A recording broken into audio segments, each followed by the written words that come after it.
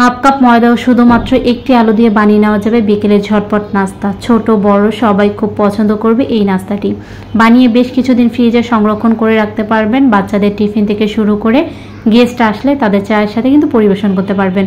খুব ইজিভাবে আজকের রেসিপিটি শেয়ার করেছি। এখানে হাফ কাপ ময়দা নিয়ে নিয়েছি, দিয়ে দিচ্ছি স্বাদ মতো লবণ আর দিয়ে দেব 2 চা চামচ রান্নার তেল।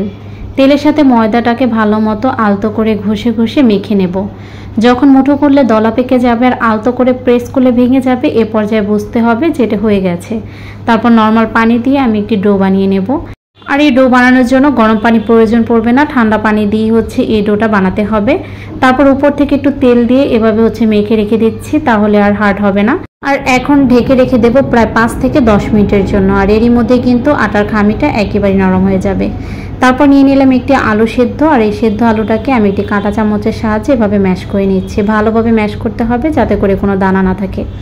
ম্যাশ করা হয়ে গেলে এখন আমি কিছু উপকরণ ব্যবহার করছি। এখানে দিয়ে দিচ্ছি কিছু পরিমাণে পেঁয়াজ বেরেস্তা, আর 1/3 চামচ দিয়েছি চিলি ফ্লেক্স, আর দিয়ে দিচ্ছি স্বাদ মতো লবণ।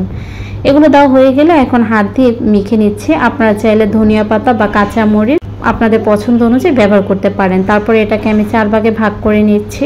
4 ভাগে যখন ভাগ করা হয়ে যাবে, তারপরে আলুর চপের শেপের মতো আমি এভাবে করে নিচ্ছি।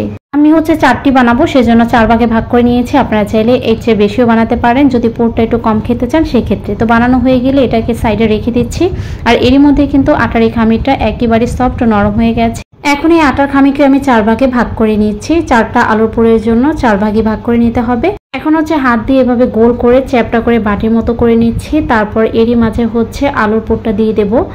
তারপর পুরটা দেওয়ার পরে এভাবে সিল করে নিতে হবে। দেখি বুঝে নিতে হবে যে আমি কিভাবে করছি। আলুর পুরটা যাতে বের না হয়ে যায় সেভাবেই করে নেবেন। তো সবগুলোই এভাবে বানিয়ে নেব। আর একটা আমি বানিয়ে দেখিয়ে দিচ্ছি। এটা 2 হাতে আপনারা বানাতে পারেন, যে যেভাবে ইজি হয় সেভাবেই বানিয়ে নেবেন। সেম ভাবে এটার মাঝে আলুর পুর দিয়ে এভাবে সিল করে নিতে হবে। আর এভাবেই কিন্তু আমি সবগুলো বানিয়ে নিচ্ছি। আর এখন বেলে নেব। আর বেলে নিলে কিন্তু অবশ্যই এটাকে তেল ব্যবহার করতে হবে, আটা বা ময়দা ব্যবহার করা যাবে না। আর আলতো হাতে বেলে নিতে হবে, বেশি চাপাচাপি করা যাবে না, তাহলে কিন্তু এই পুরটা বের হয়ে যাবে।